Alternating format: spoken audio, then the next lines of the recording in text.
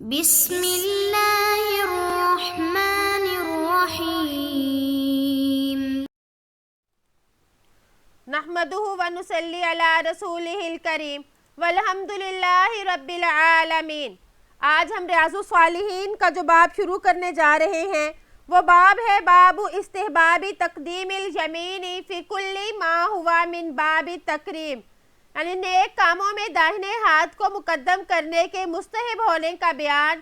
کل وضوء، جیسا کہ وضو، والغسل اور غسل، وتیمم اور تیمم، ولبس الثوب والنعل والخف وسراویل اور کپڑے پہننا، جوتے، موزے اور شلوار پہننا، ودخول المسجد اور مسجد میں داخل ہونا، والسواک اور مسواک کرنا، والاکتحال سرما ڈالنا، وتقلیم الاظفار اور ناخنوں کا تراشنا، وقص الشارب اور مونچھوں کا کتروانا، ونتف الابتی اور بغل کے بالوں کو کھیڑنا، وحلق الرأس اور سر منڈوانا، والسلام من الصلاۃ اور نماز سے سلام پھیرنا، والاکل والشرب اور کھانا اور پینا، والمصافحۃ مصافحہ کرنا، واستلام الحجر الاسود اور حجر اسود کو چومنا، والخروج من الخلاء بیت الخلاء سے باہر آنا، والاخذ والعطاء اور کوئی چیز لینا یا کوئی چیز دینا وغیرہ، غیر ذالک وغیرہ، مما ہوا فی معناہ اس قسم کے معنوں میں، ویستحب تقدیم الیسار فی ضد ذالک اور اس کے برعکس دوسرے کاموں میں بائیں ہاتھ کو مقدم کرنا مستحب ہے۔ کل امتخاطی، جیسے کہ ناک صاف کرنا، والبصاق عن الیسار بائیں طرف تھوکنا، ودخول الخلاء بیت الخلاء میں داخل ہونا، والخروج من المسجد مسجد سے باہر نکلنا، وخلع الخف والنعل وسراویل والثوب اور موزے، جوتے، شلوار اور کپڑے اتارنا، والاستنجاء استنجا کرنا، وفعل المستقذرات واشباہ ذالک اور اسی طرح گندے اعمال کرنا اور ان جیسے دوسرے کام کرنا۔ امام نووی رحمہ اللہ نے ایک باب قائم کیا اور اس میں تقریباً وہ مثالیں دے دی جن سے جو دائیں کام مستحب ہیں، یعنی جن کاموں میں دایاں ہاتھ استعمال کرنا مستحب ہے ان کی بھی مثالیں دے دی، اور وہ مثالیں بھی دی جن میں بایاں ہاتھ جو ہے وہ مقدم کرنا مستحب ہے۔ قال اللہ تعالی فَأَمَّا مَنْ أُوتِيَ كِتَابَهُ بِيَمِينِهِ فَيَقُولُ هَاؤُمُ اقْرَءُوا کتابیہ۔ اللہ جل شانہ کا ارشاد ہے، پس جس شخص کو اس کا نامہ اعمال دائیں ہاتھ میں دیا جائے گا تو کہے گا کہ میرا نامہ اعمال پڑھو۔ تو اس آیت میں بھی دائیں ہاتھ کا ذکر ہے، چونکہ یہ جنتیوں کا نامہ اعمال دائیں ہاتھ میں دیا جائے گا اور جنتی جو ہیں یہ اچھے اور بہترین لوگ ہیں، تو ان کا نامہ اعمال بھی بہترین ہوگا، اس لیے اس کے لیے دائیں ہاتھ کو مقدم کیا کہ وہ نامہ اعمال دائیں ہاتھ میں تھمایا جائے گا۔ وقال تعالی فَأَصْحَابُ الْمَيْمَنَةِ مَا أَصْحَابُ الْمَيْمَنَةِ وَأَصْحَابُ الْمَشْأَمَةِ مَا أَصْحَابُ الْمَشْأَمَةِ۔ اللہ جل شانہ کا ارشاد ہے، بس دائیں ہاتھ والے ہیں اور بائیں ہاتھ والے بس بائیں ہاتھ والے ہی ہیں۔ اس کا مطلب یہ ہے کہ جن کا نامہ اعمال دائیں ہاتھ میں پکڑایا گیا وہ تو کیا خوب ہے، وہ اپنی مثال آپ ہیں۔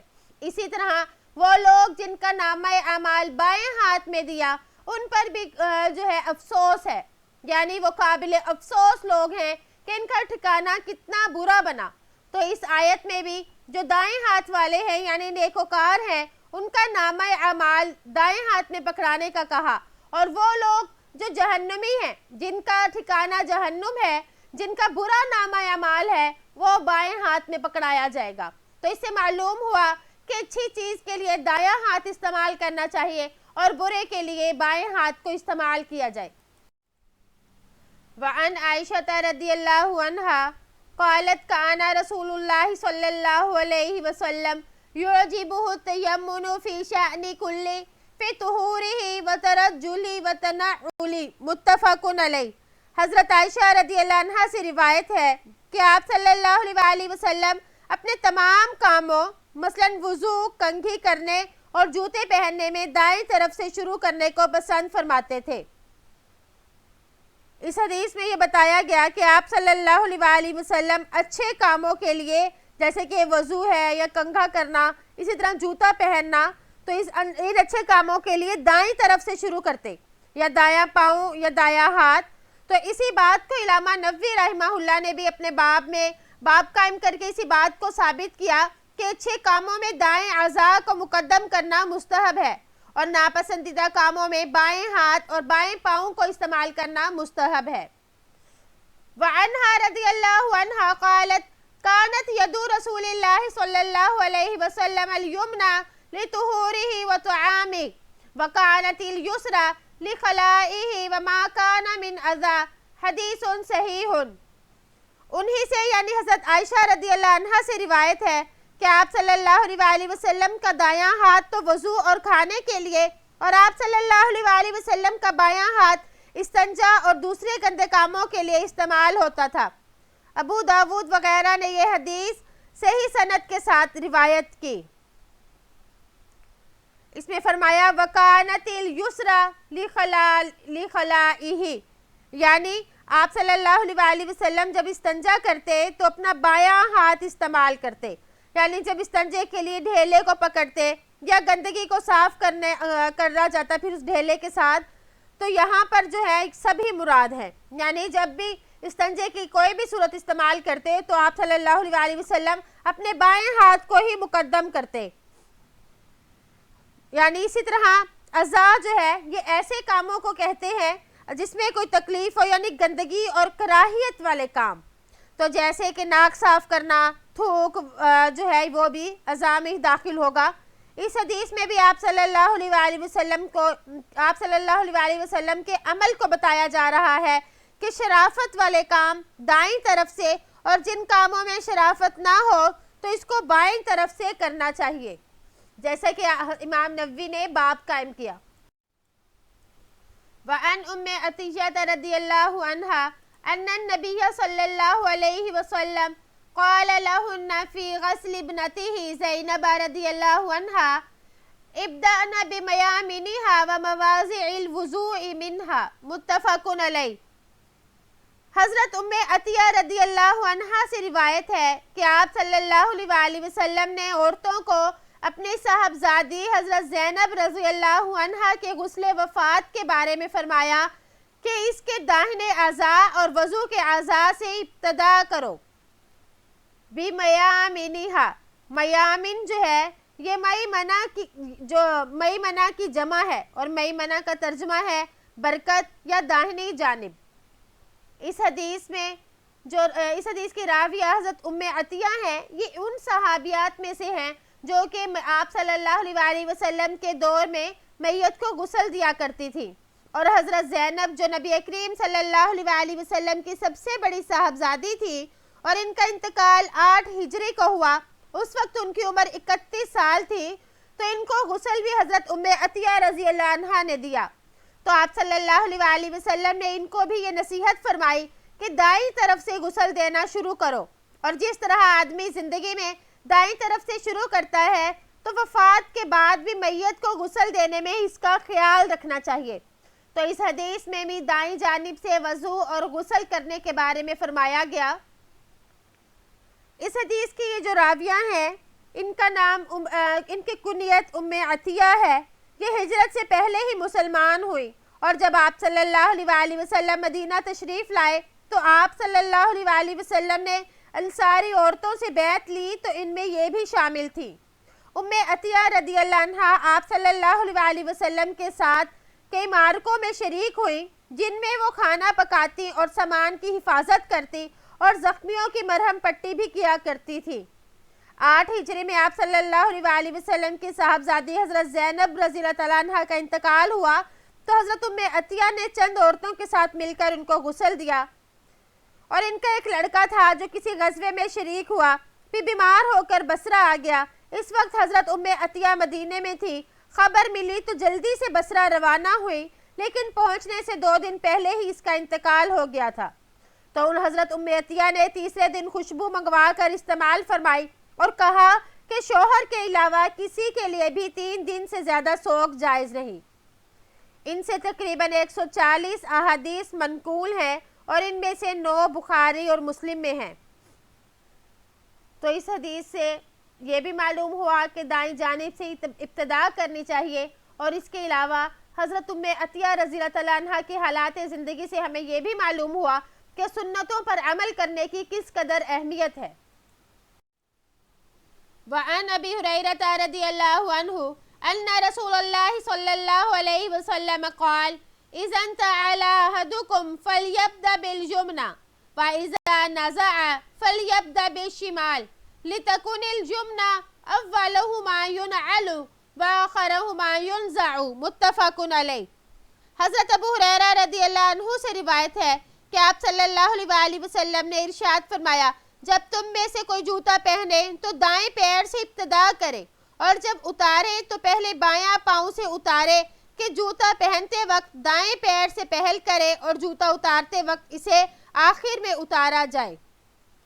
علامہ نووی رحمہ اللہ نے شروع میں ہی فرما دیا تھا کہ ہر شان والا کام دائیں طرف سے شروع کرنا مستحب ہے، اور اس کی مثال حدیث پاک میں بھی یہ دی گئی کہ جب آدمی جوتا پہنے تو پہلے دائیں پاؤں میں ہی پہنے، کیونکہ جوتا پہننا آدمی کو تکلیف اور ایذا سے بچاتا ہے، اس لیے یہ بھی ایک اچھا کام ہے اور اس کی ابتدا بھی دائیں پاؤں سے ہی کرنی چاہیے۔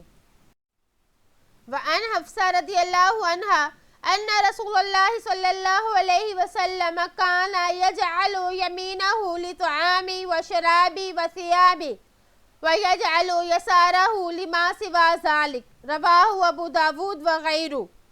حضرت حفصہ رضی اللہ عنہ سے روایت ہے کہ آپ صلی اللہ علیہ وسلم اپنا دایاں ہاتھ اپنے کھانے پینے اور کپڑے پہننے کے لیے استعمال فرماتے تھے، اور بایاں ہاتھ ان کاموں کے علاوہ کاموں کے لیے تھا۔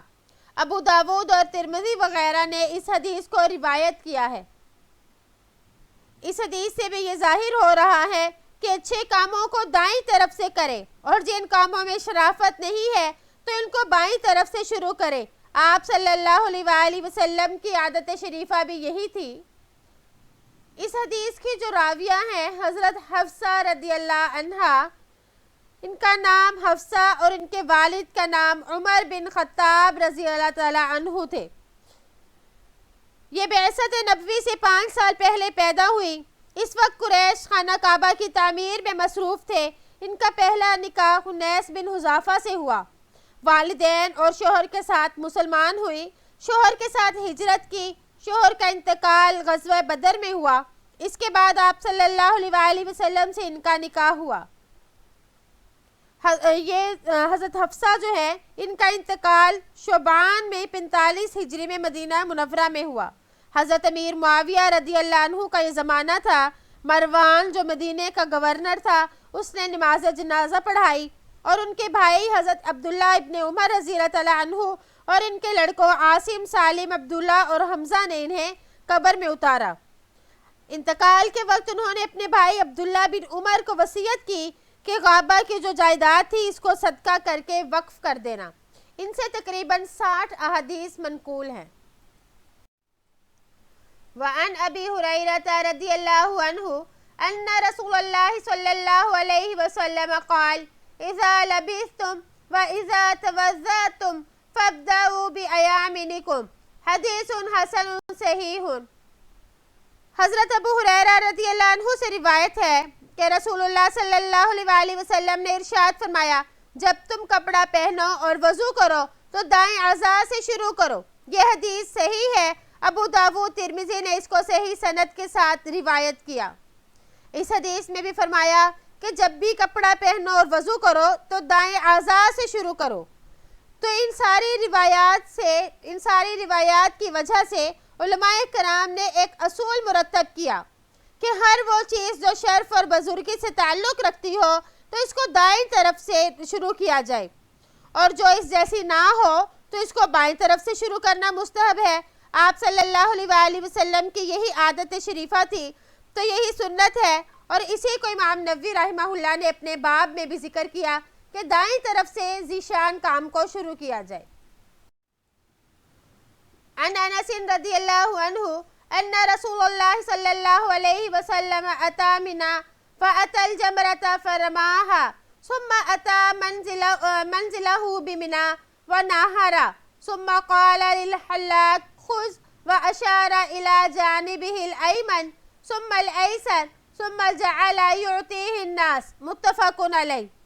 حضرت انس رضی اللہ تعالیٰ عنہ سے روایت ہے کہ آپ صلی اللہ علیہ وآلہ وسلم منا میں تشریف لائے، پھر جمرہ پر آئے، اس کو کنکر مارے، پھر منا سے اپنے مقام پر تشریف لے گئے اور قربانی فرمائی۔